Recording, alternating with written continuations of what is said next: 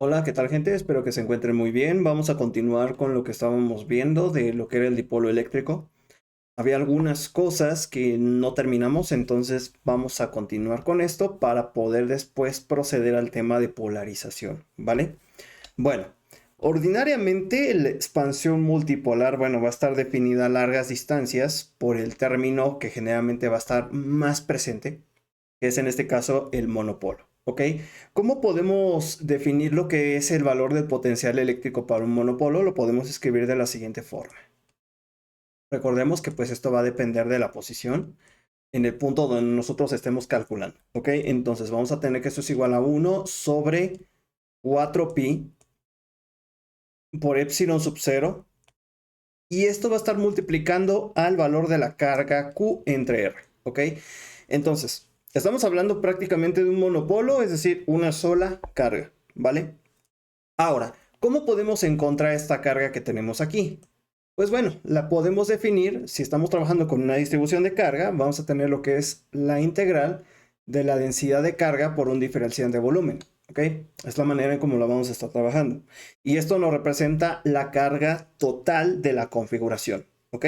Entonces, si la carga total es cero, el término dominante en el potencial es el dipolo, ¿ok? Entonces, ¿cómo podemos escribir para un dipolo? Bueno, vamos a ponerlo aquí. Nuevamente depende de R, y esto va a ser igual a 1 sobre 4pi por epsilon sub 0. Y aquí vamos a tener lo que es este factor de 1 sobre R al cuadrado. Es decir, el inverso de la distancia al cuadrado. Y esto multiplicando lo que es la integral, que ya lo habíamos visto la vez pasada, donde tenemos aquí R' coseno de alfa multiplicando a ρ, que depende de R' y un diferencial tau prima. ¿Ok? Entonces, esto que tenemos aquí es el potencial del dipolo eléctrico. Estamos recordando que estamos trabajando con una configuración. ¿Ok? Entonces, ahora, ¿qué tenemos que recordar? Tenemos que recordar qué es este término que tenemos aquí de alfa. ¿Ok? Entonces, si nosotros recordamos ese valor de alfa, que es un ángulo, es un valor que se encuentra entre R' y R. ¿Ok? Entonces, por la definición de producto punto podemos escribir lo siguiente. Vamos a tener aquí lo que es R unitario punto R'. ¿Ok? Y esto va a ser igual a R' coseno de alfa. ¿Ok? Entonces, ahora, ya que tenemos esto, pues podemos darnos cuenta que podemos reescribir la expresión que tenemos en la parte de arriba. ¿Vale? Entonces, ¿cómo nos quedaría? Nos quedaría aquí de la siguiente forma. Sería el potencial del dipolo, nuevamente que depende de R, igual a 1 sobre 4pi por epsilon sub 0. ¿Ok? Y esto multiplicando a R unitario, lo vamos a poner así, punto, y vamos a escribir toda esta expresión de la siguiente forma. Tendremos R', esto no se altera, y vamos a tener aquí lo que es ρ de R' diferencial de tau prima. ¿Ok?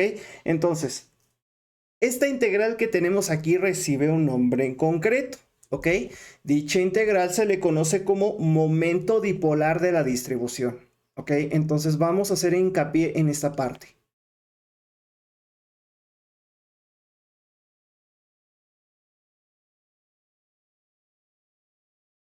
¿Por qué? Porque estamos trabajando con una distribución de carga, por eso es que tiene esta forma, ¿vale?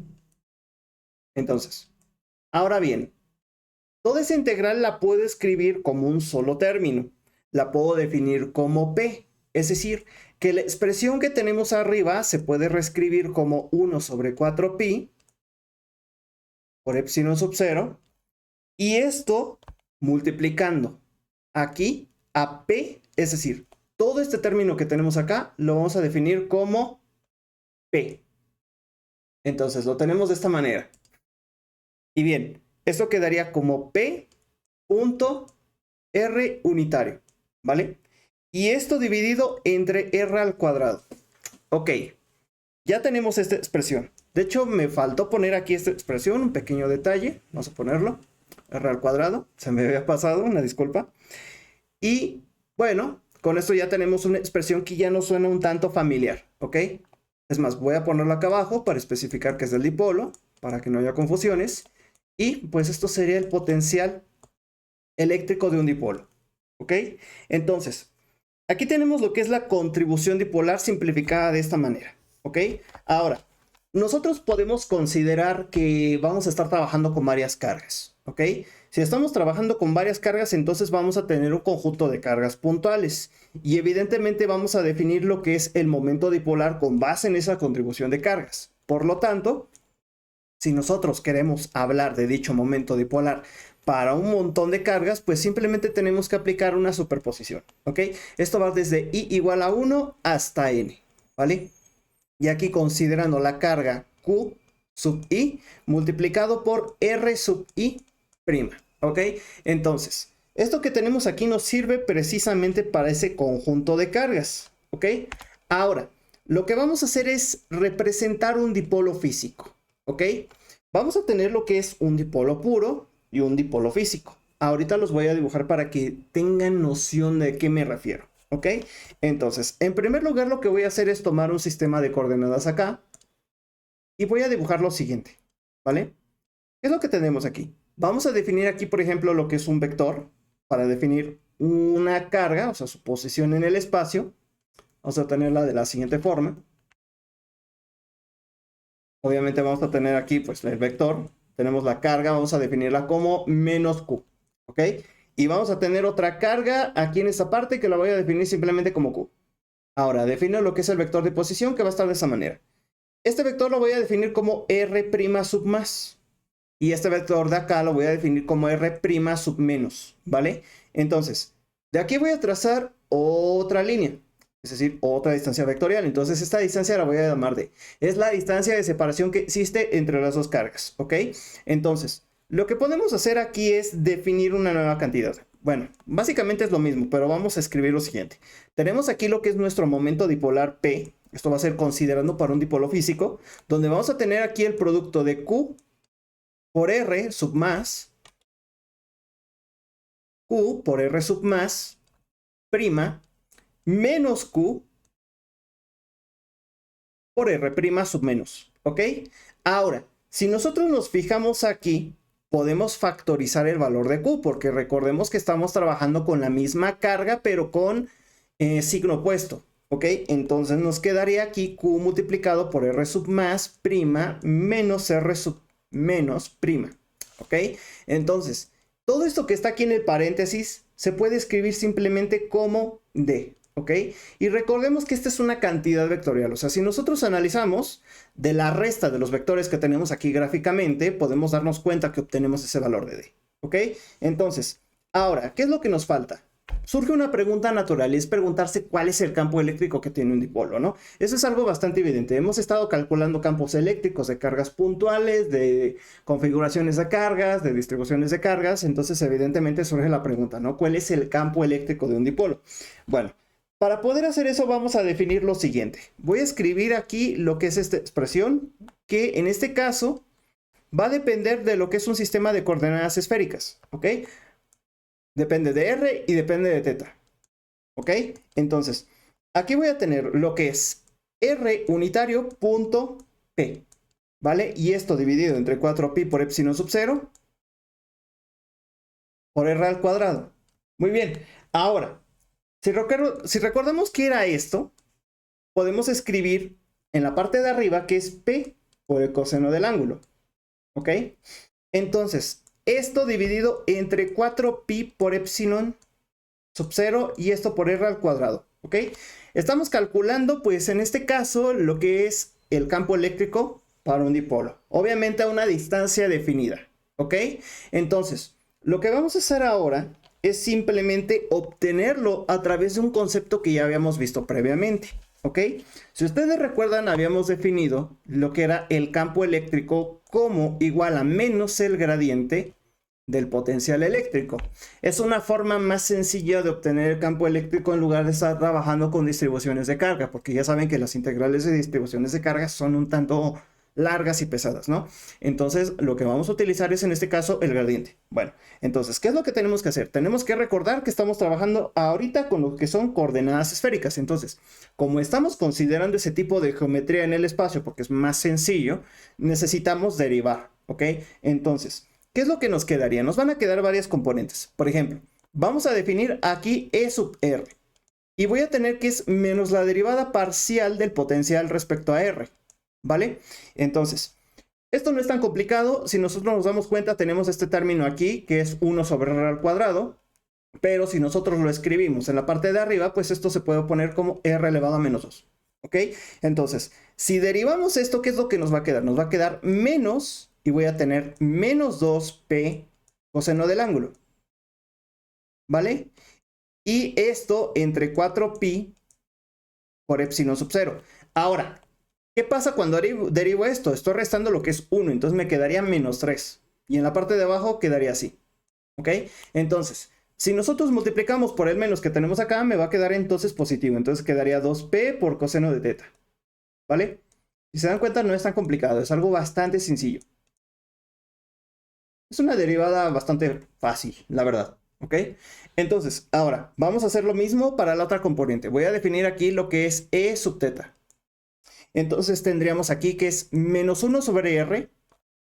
Recordemos que estamos trabajando con coordenadas esféricas, ¿vale? Y por la derivada parcial de V respecto a teta. Lo que estamos utilizando es el gradiente en coordenadas esféricas, ¿ok? Entonces, ya saben que cambia. Por ejemplo, si estamos trabajando en coordenadas cilíndricas, pues tiene otra forma, ¿ok?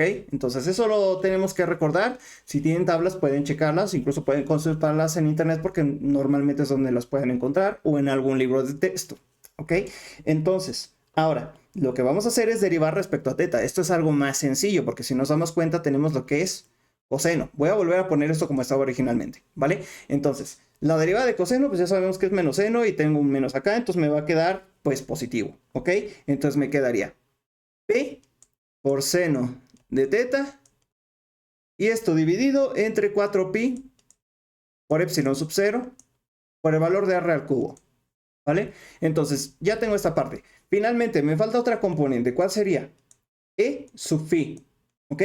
Pero si nos damos cuenta, vamos a poner aquí esta parte, sería R seno de teta en el denominador de esta fracción, y vamos a tener la derivada parcial de V respecto a phi.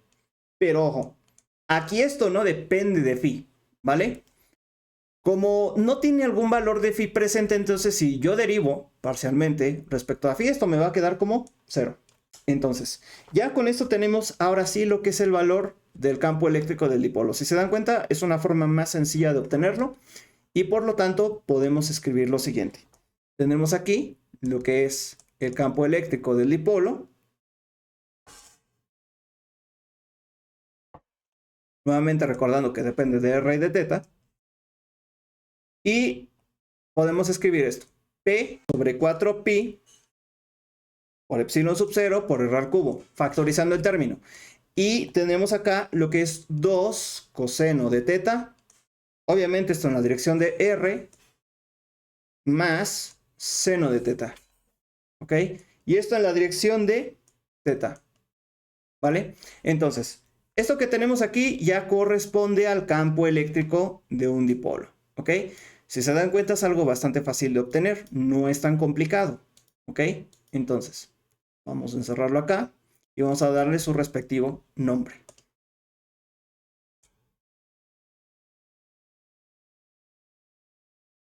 Entonces, este es el campo eléctrico de un dipolo. Muy bien. Ahora, ¿cómo podemos representar lo que es el dipolo? Bueno, en este caso vamos a considerar la siguiente figura que voy a dibujar. Tenemos aquí esta representación. Vamos a tener lo que es el eje Y y el eje Z. Voy a dibujar las líneas de campo. Cuando estamos hablando de un dipolo puro, vamos a tener, por ejemplo, este conjunto de líneas. ¿Ok? Entonces, tendría esta representación. Vamos a hacerlo así. Y se ve más o menos de esta forma. ¿Ok? Entonces, todo esto que tengo aquí son las líneas de campo, ¿vale? Vamos a tener aquí lo que es esta línea, que está entrando de esta manera. Obviamente vamos a considerar que está saliendo esto, sale. Y en algún punto que sale esto, pues vuelve a regresar, ¿ok?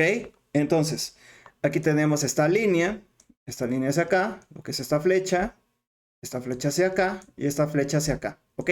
Esto que tenemos aquí nos representa pues precisamente lo que es un dipolo puro, ¿ok?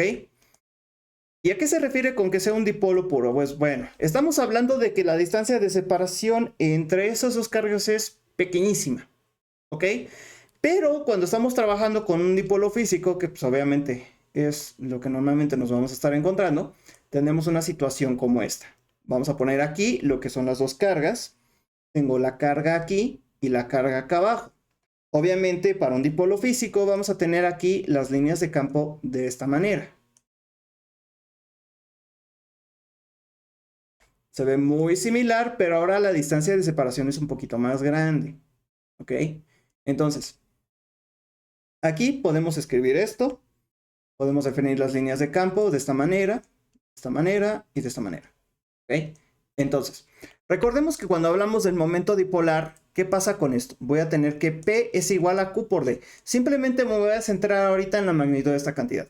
Si nosotros consideramos la distancia de separación que es esta, por ejemplo, si es muy pequeña, ¿qué va a pasar con esto? ¿Qué comportamiento creen que tenga? Por ejemplo, si yo despejo el valor de aquí, de la carga, o sea, si dividimos ambos lados entre D, ¿qué me quedaría? Me quedaría Q igual a P entre D. Pero ¿qué pasa si este valor se hace más y más pequeño? Entonces, me va a quedar una división por cero. Sabemos que evidentemente una división por cero pues no es posible, ¿no? Esto tiende a un valor infinito de la carga, cosa que pues obviamente no está presente. Por esa razón es que tenemos esta situación, o sea, nosotros vamos a considerar una distancia D, pero no muy pequeña, ¿ok? Porque si nosotros lo hacemos muy pequeña, ¿qué es lo que va a pasar? Va a ser cero, entonces es una división por cero, y eso sabemos que físicamente no es posible, ¿ok? Entonces, vamos a tomar un valor que sea más o menos pequeño, pero no tanto, ¿ok? Entonces, esta sería la diferencia que tendríamos con el dipolo físico, ¿ok? Muy bien. Entonces, con esto ya tenemos estudiado más a fondo lo que es el panorama de lo que es el dipolo y cómo va a estar presente pues en varios tipos de problemas de electrostática. Más adelante vamos a considerar algunas cosas de aquí porque vamos a estar estudiando todo lo que es de polarización y ya verán que con la polarización pues vamos a estar hablando de lo que es un material eléctrico que pues va a tener su reordenamiento de cargas, ¿ok? Van a tener, bueno, va a tener lo que es un campo eléctrico inducido, que es el campo de polarización, y obviamente todo lo que es esas cargas se van a redistribuir y van a generar dipolos internos, ¿ok? Pero eso ya lo vamos a ver más adelante en el siguiente video. Nos vemos en la próxima y hasta luego.